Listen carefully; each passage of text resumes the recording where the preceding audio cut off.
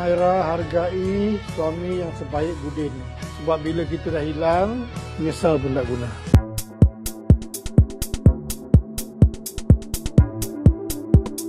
Berikut admin kongsikan alur cerita drama Dia Imamku. Episod akan datang versi novel karya Siti Rosmizah yang menceritakan Humairah yang rimas dengan Amiruddin yang sentiasa mengawasinya, lalu menyindir suaminya tanpa henti. Namun, hatinya sendiri berasa tidak senang apabila melihat Amiruddin bermesra dengan Dr. Afifah. Dalam diam, Amiruddin hanya mengeluh, sedangkan Humairah terus menafikan perasaannya sendiri. Tetapi apabila berita tentang perceraian mereka sampai ke telinga Nenek Bunga, Humairah semakin berang. Dia yakin ada orang yang mahu menghancurkan hidupnya.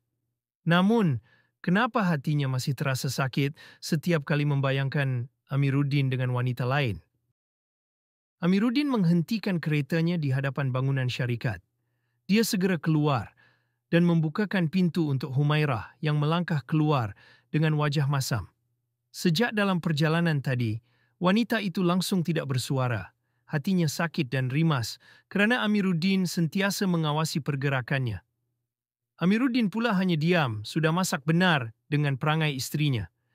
Jika Humairah sedang marah, lebih baik dia berdiam diri daripada menambah api kemarahan. Sebaik sahaja Humairah hendak melangkah masuk ke dalam bangunan, dia berpaling apabila terdengar suara Amiruddin bertanya sama ada dia boleh makan di warung berdekatan. Dengan nada sindiran, Humairah membalas bahawa dia menyangka suaminya sedang berpuasa, memandangkan Amiruddin sering mengkritiknya apabila berjumpa ataupun berbual dengan lelaki lain.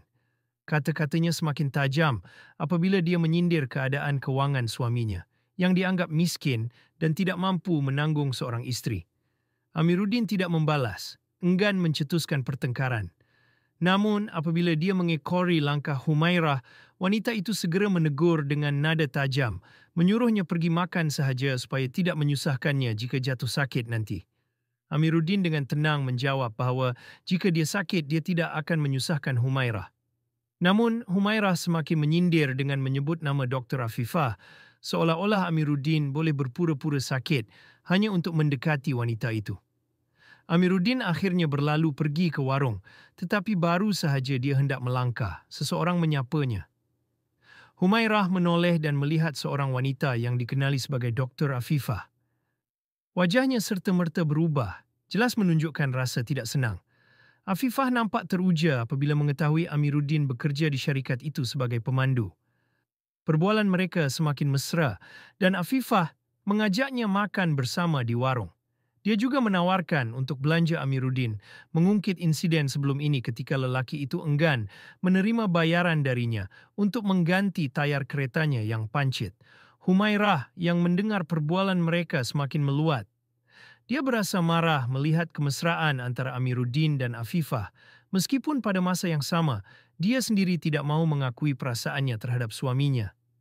Ketika dia hendak masuk ke dalam, Afifah akhirnya menyedari kehadirannya dan bertanya dengan nada mesra sama ada dia sudah sihat. Humairah memaniskan wajah, tetapi sindiran tetap terselit dalam kata-katanya. Afifah mengajak Humairah makan bersama, tetapi dengan angkuh wanita itu menjawab bahawa dia tidak makan di warung, sebaliknya hanya makan di hotel. Amiruddin secara selamba menambah bahawa bosnya memang begitu, hanya makan di tempat mewah. Afifah tertawa dan berkata bahawa dia faham bermakna Humairah adalah bos kepada Amiruddin. Humairah semakin berang apabila Amiruddin langsung tidak membetulkan tanggapan itu. Dengan perasaan sakit hati, dia berlalu masuk ke dalam bangunan tanpa menoleh lagi. Sementara itu, Amiruddin dan Afifah berjalan menuju ke warung. Amiruddin sedar Humairah pasti sedang marah, tetapi dia hanya mengeluh dalam hati. Di warung, Afifah memperkenalkan Amiruddin kepada sepupunya, Azman.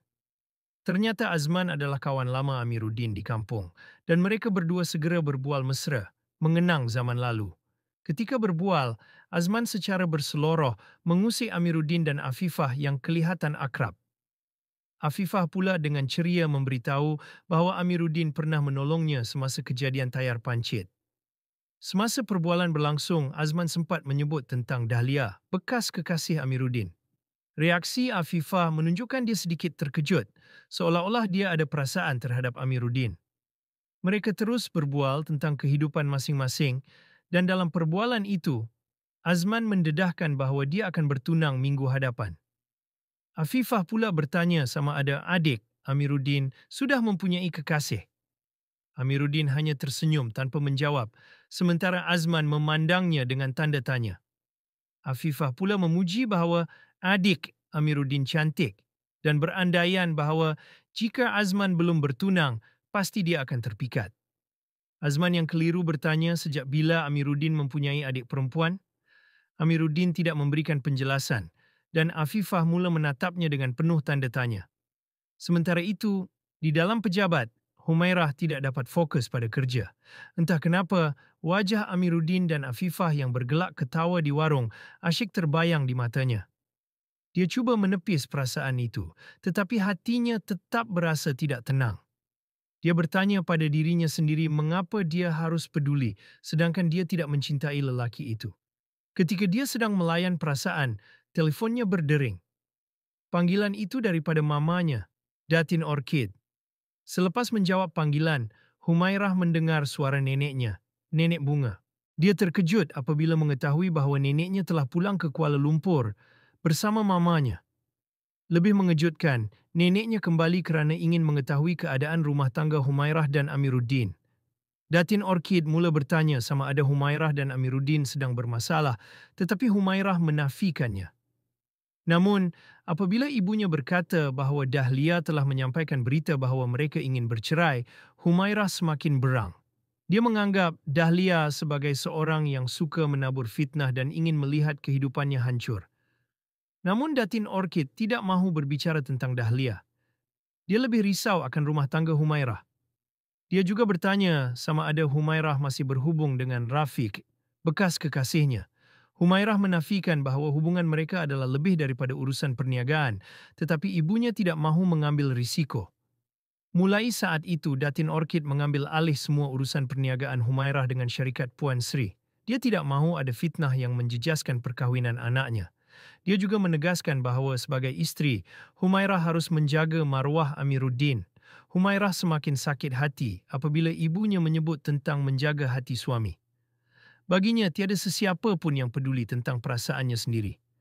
Datin Orchid masih ingin memastikan bahawa perkahwinan Humairah baik-baik sahaja kerana dia dan suaminya sangat berharap agar Humairah bahagia. Humairah menjawab dengan nada sinis bahawa dia sangat bahagia.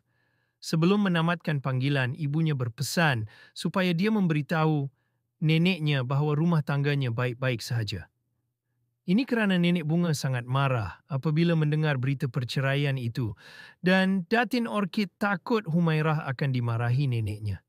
Selepas panggilan berakhir, Humairah semakin marah. Baginya, Dahlia sengaja ingin menghancurkan hidupnya. Dia yakin bahawa wanita itu mahu melihatnya terus menderita bersama Amiruddin. Dalam hatinya dia memaki Dahlia sebagai perempuan yang penuh dengan hasad dengki. Namun di sebalik kemarahannya, hatinya tetap berasa aneh setiap kali dia membayangkan Amiruddin bersama Dr. Afifah.